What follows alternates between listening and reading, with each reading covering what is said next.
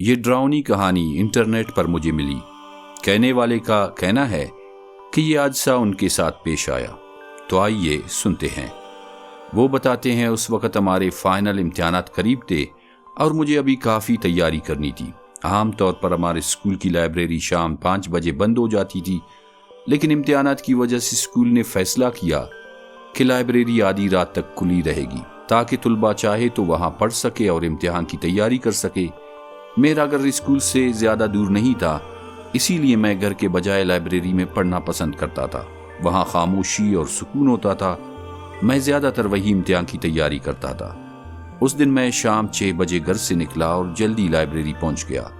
میں پڑھائی میں اتنا مگن تھا کہ مجھے احساس ہی نہیں ہوا کہ 10 بج چکے ہیں۔ میں اس سے پہلے کبھی اتنی دیر تک لائبریری میں نہیں رکا تھا۔ عام طور پر میں 8 بجے کے قریب گھر واپس چلا جاتا تھا۔ 8 بجے بھی لائبریری میں کچھ طلبہ موجود ہوتے تھے، لیکن 10 بجے مکمل خاموشی تھی۔ میرے پاس صرف 10 سے 15 منٹ کا کام باقی تھا۔ میں نے سوچا یہ جلدی مکمل کر لیتا ہوں اور پھر گھر چلا جاؤں گا۔ میں کام میں پوری طرح گم تھا کہ اچانک مجھے کسی کے لنگڑانے کی آواز سنائی دی۔ میں گھبرا گیا۔ میں نے اپنی کتابیں اٹھائی اور فوراً لائبریری سے باہر نکل آیا۔ اسکول کی لائبریری کے باہر ایک لمبی راہداری ہے۔ اس راہداری کے دائیں طرف اسکول کا باہر جانے والا دروازہ آتا ہے۔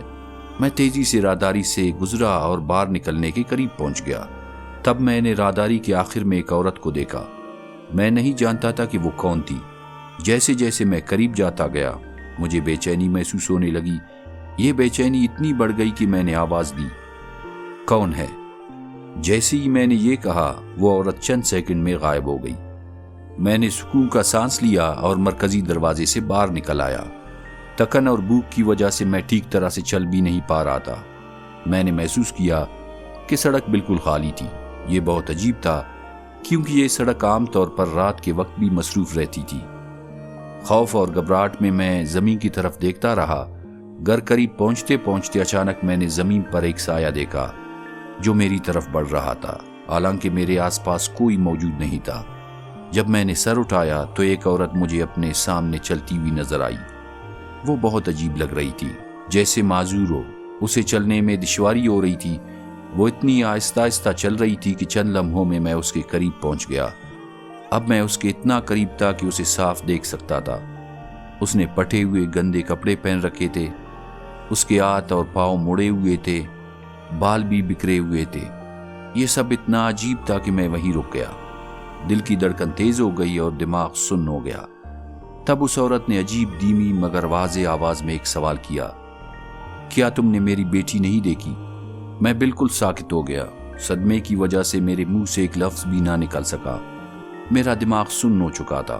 مجھے سمجھ نہیں آ رہا تھا کہ اس کے عجیب سوال کا کیا جواب دوں۔ خوف کے مارے میں نے دور، بہت دور کی طرف اشارہ کیا۔ میں بس یہی چاہتا تھا کہ وہ وہاں سے چلی جائے۔ وہ لنگڑاتی ہوئی اس سمت چلی گئی جہاں میں نے اشارہ کیا تھا۔ وہ اتنی دور چلی گئی کہ پھر مجھے نظر نہیں آئی۔ مجھے یہ خیال آتے ہی شدید خوف محسوس ہوا کہ کہیں وہ دوبارہ میرے سامنے نہ آ جائے۔ میں پوری طاقت سے بھاگنے لگا۔ اس وقت میرے دماغ میں صرف ایک ہی خیال تھا کہ کوئی مدد مل جائے، کوئی گاڑی، کوئی انسان، کوئی بھی۔ اسی لمحے میں نے دور سے اس عورت کی چیخ سنی۔ وہ چیخ رہی تھی، وہ یہاں ہے۔ اس کے بعد مجھے کچھ یاد نہیں۔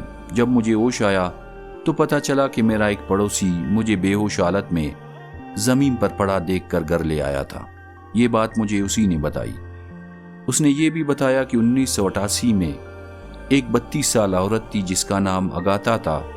اس کی ایک 10 سالہ بیٹی تھی جو ایڈن ہل اسکول میں پڑھتی تھی۔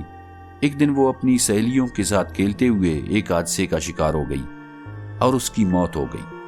اگاتا اپنے بچے کو کھونے کا صدمہ برداشت نہ کر سکی، اور اس حادثے کے بعد اکثر لوگوں کا کہنا ہے کہ انہوں نے اگاتا کی بھوتنی کو یہاں اکثر دیکھا ہے۔ ہو سکتا ہے وہ اس کی بھوتنی ہو جو اپنی بیٹی کو تلاش کر رہی ہو۔